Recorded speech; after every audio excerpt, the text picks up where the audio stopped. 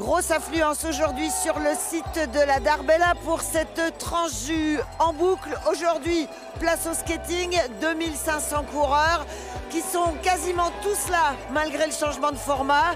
Et chez les élites, carton plein pour la team Vertcor, la belle histoire en prime. Le vainqueur et la vainqueur, eh ben, c'est des vrais amoureux dans la vie. Ils étaient contents à l'arrivée.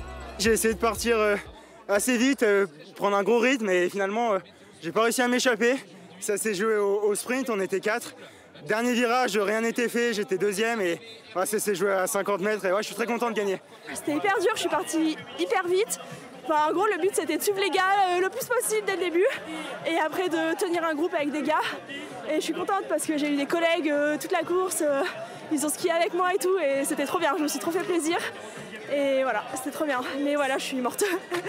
La grosse cloche remise au vainqueur, beaucoup de coureurs au départ et beaucoup de monde en bord de piste pour les encourager. L'esprit transjus était bien là, comme l'ont constaté Norbert Evangelista et Guillaume Souda. Eux sont venus de l'autre côté de la France pour supporter Thomas. Un Poitevin fou de sport, découvrant la course jurassienne pour son plus grand bonheur. Ça va super, ça régale cette transjus. On est arrivé du Poitou quasiment pour supporter Thomas bien sûr. Et là c'est Dominique Doubiste venu soutenir Arnaud alias... Allez mon piquet, allez, il est là-bas mon piquet, le voilà là-bas. Maintenant on va remonter et puis on va essayer d'aller l'encourager un peu plus loin. Aujourd'hui, ils auront été plus de 3000 à s'élancer pour la deuxième journée de tranche jus dédiée au skating et presque autant de supporters avec leur traditionnelle cloche et parfois même des sonos portatives pour rythmer le pas.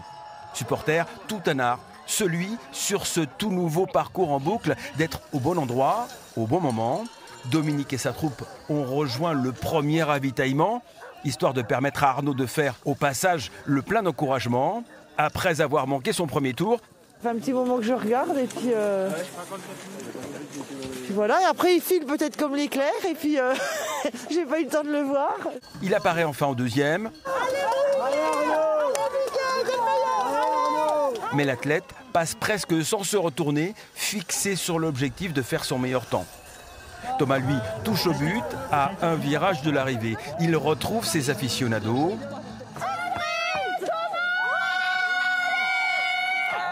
Récompensés à leur tour pour leur ferveur.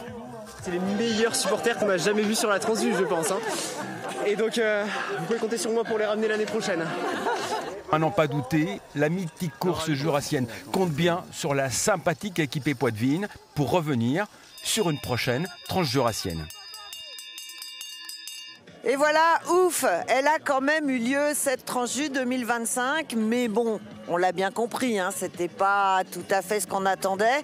Et c'est l'heure du bilan, forcément, avec la directrice de course, Marie-Pierre Guilbault. C'est quand même une satisfaction. Oui, c'est vraiment une satisfaction, puisque passer à la déception de ne pas pouvoir proposer aux coureurs le parcours initial, on a quand même mis tout en œuvre pour leur proposer un parcours exigeant qui réponde à des normes sportives et je crois que c'était le cas, puisqu'on a eu un beau vainqueur et une course assez exigeante. Alors du coup, est-ce que ce parcours pourrait devenir le parcours de la tranche jus? La Mouramout, c'est définitivement fini? Non, c'est pas définitivement fini. On rêve toujours d'une année enneigée où on pourra le faire, bien sûr.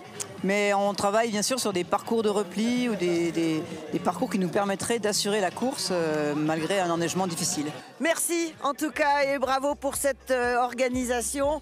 L'esprit transjus était là, donc maintenant on croise les doigts, on se dit à l'année prochaine, à la Moura. Salut!